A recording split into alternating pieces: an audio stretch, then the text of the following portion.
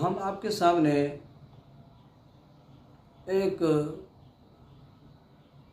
بیٹے کا عبرتناک انجام پیش کرنے والے ہیں۔ بڑا ہی بھیانک انجام تھا اس کا۔ وہ انجام اس کا کس وجہ سے ہوا، آئیے ہم آپ کو اس کی طرف لے کے چلتے ہیں۔ اس کے انتہائی مالدار والد کا انتقال ہو چکا تھا۔ اس نے اپنے پیچھے خاصی دولت چھوڑی تھی۔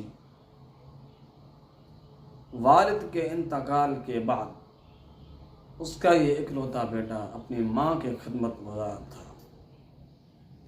باپ کے ترکہ میں سے، باپ کے چھوڑے ہوئے حصے میں سے وہ حتی المقدور یعنی اپنی طاقت کے مطابق اپنی ماں کی خدمت کرتا تھا، اور اسے دیکھ بھال پر خاصی رقم خرچ کرتا تھا۔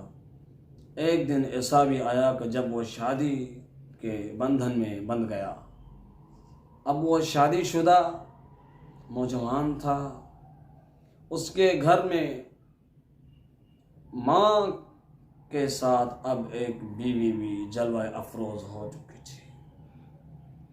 اس کی بیوی خوبصورت تو ضرور تھی، مگر دوسروں کے حق میں اس کا رویہ بہت برا تھا۔ وہ خود غرضی اور مفاد پرستی کی تمام حدیں پار کر چکی تھی۔ اپنے مفاد اور مطلب کے مقابلے میں اسے ہر چیز ہیچ اور ناقابل توجہ نظر آتی تھی۔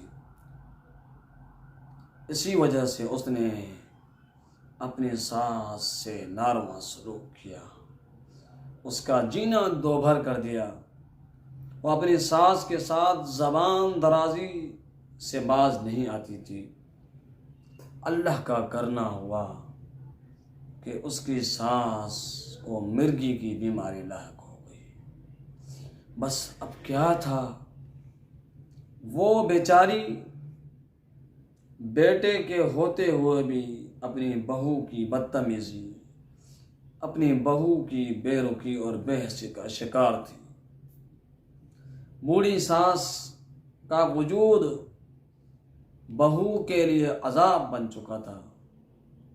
یہ سلسلہ چلتا رہا اور کشمکش بڑھتی گئی۔ ماحول میں تلخی کا اضافہ ہوتا رہا۔ ایک وقت آیا کہ بہو کے صبر کا پیمانہ لبریز ہو گیا۔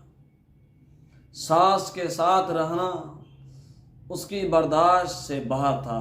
ایک دن اس نے اپنے شوہر سے صاف کہہ دیا، تمہیں اب دو باتوں میں سے ایک کا اختیار ہے، اپنی ماں کے ساتھ رہو یا میرے ساتھ، اب میں تمہارے ساتھ نہیں رہ سکتی۔ بیٹے نے اس حد کوشش کی کہ اپنی بیوی کو کسی طرح صبر اور رضا پر قائل کر سکے، مگر لاکھ سمجھانے کے بعد، بجھانے کے باوجود اس کے رفیق حیات اس کی بات ماننے کو تیار نہ تھی۔ اب اس کے سامنے دو میں سے ایک ہی راستہ تھا، ماں کی جدائی یا بیوی سے علیحدگی۔ یہ ایسا پرآشوب اور مشکل وقت تھا اس نوجوان پر کہ اس کے لیے کوئی فیصلہ کرنا دشوار ہو گیا تھا۔ اس نے کافی دیر غور کیا، آخرکار اس نتیجے پر پہنچا کہ اسے ماں کے ساتھ نہیں بلکہ بیوی کے ساتھ رہنا چاہیے۔ اب کیا تھا کہ اس پر بیوی کی محبت کا بوجھ سوار تھا۔ خبیث شیطان نے اس کے فیصلے کو اس کی نگاہ میں خوشنما بنا دیا۔ وہ اپنی اس ماں کو جدا کرنے پر راضی ہو گیا جس نے نہ جانے کیسی تکلیفیں برداشت کی، اس کی پرورش کی۔ وہ شدید سردی کی رات تھی، اس نے اپنے شیطانی فیصلے کی تکمیل کی۔ ماں کو چھت پر چڑھایا، پھر چھت سے نیچے دھکا دے دیا۔ جی ہاں، چھت سے نیچے دھکا دے دیا۔ جی ہاں، اپنی ہی ماں کو نیچے پھینک دیا۔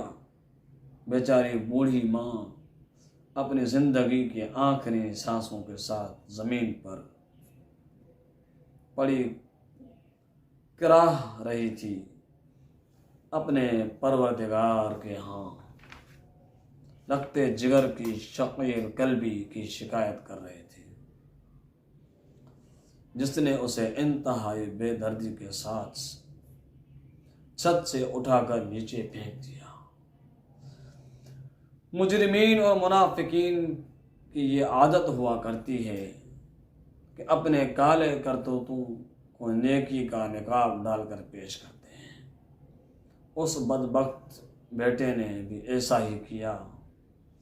ماں کی تجہیز و تدفین کے بعد اس نے مجلس تعزیت رکھی تاکہ لوگ اسے ہمدردی کے لیے آئیں، اس سے تعزیت کریں، اس کو دعائیں کریں، مگر وہ ظالم اس بات سے بے خبر تھا کہ وہ قادر مطلق اللہ رب العزت، اللہ رب العالمین، اللہ رب العزت اس کے گھناؤں کرتوت سے بخوبی واقف ہے، جسے اونگ آتی ہے نہ نیند آتی ہے، جو دلوں میں چھپے ہوئے بھید بھی جانتا ہے۔ دن گزرتے گئے، راتیں ڈھلتی رہیں، ظالم بیٹا زندگی کی رعنائیوں میں ڈوبتا چلا گیا۔ وہ اللہ کی مار سے بے خبر تھا، وہ اس بات سے بے خوف ہو چکا تھا کہ اس کی سفاکی کی سزا ملنے والی ہے۔ بھلا اللہ تعالیٰ کی مار دنیا کے مجرمین سے کیسے ٹل سکتی ہے؟ اس کے دربار میں انصاف ضرور ملتا ہے، چاہے فیصلے کے نفاذ میں کتنا ہی وقت لگے، کیونکہ اللہ رب العالمین کا فیصلہ اور انصاف اپنے وقت پر ہی ہوتا ہے۔ آخر کار اللہ کی مار کا وقت آ پہنچا۔ اس ظالم بیٹے کو اچانک وہی بیماری لاحق ہوئی جس بیماری سے اس کی ماں دوچار تھی۔ اس کے جنون اور مرگی کے دورے سے اس کی بیوی پریشان ہو گئی۔ اب بیماری لاحق ہے، ہونے کے بعد بیوی کا اپنے شوہر کے ساتھ وہی رویہ تھا جو اس کی ماں کے ساتھ تھا، جو اس کا ماں کے ساتھ تھا۔ وہ ظالم بیٹا اپنی پیاری اور چہیتی بیوی کی بے رخی کا شکار ہو چکا تھا، جس کے خاطر اس نے ماں کو چھت سے دھکا دیا تھا اور ہلاک کر دیا تھا۔ وہ ایک سرد رات تھی جب وہ عالم جنون میں گھر کی چھت پر چڑھ گیا، مگر اس بار وہ کسی کے سہارے چھت پر نہیں چڑھا تھا، بلکہ خود ہی ہمت کر کے چھت پر چڑھا۔ اب وہ چھت کے اس حصے پر پہنچا جہاں اس نے اپنی ماں کو دھکا دیا تھا۔ اس نے یکدم سے چھت سے نیچے چھلانگ لگا کر چند ہی لمحوں کے بعد اسے کالے کرتوتوں کا پورا بدلہ مل گیا۔ عزیز ساتھیو، پیغمبر علیہ الصلوۃ والسلام اللہ تبارک و تعالی نے اللہ کے پیغمبر کے ذریعے ہمیں ان والدین کی فضیلت بتائی ہے۔ ان کی قدر کرنی چاہیے، اور ان کی قدر کرنے میں ہی ہماری نجات ہے۔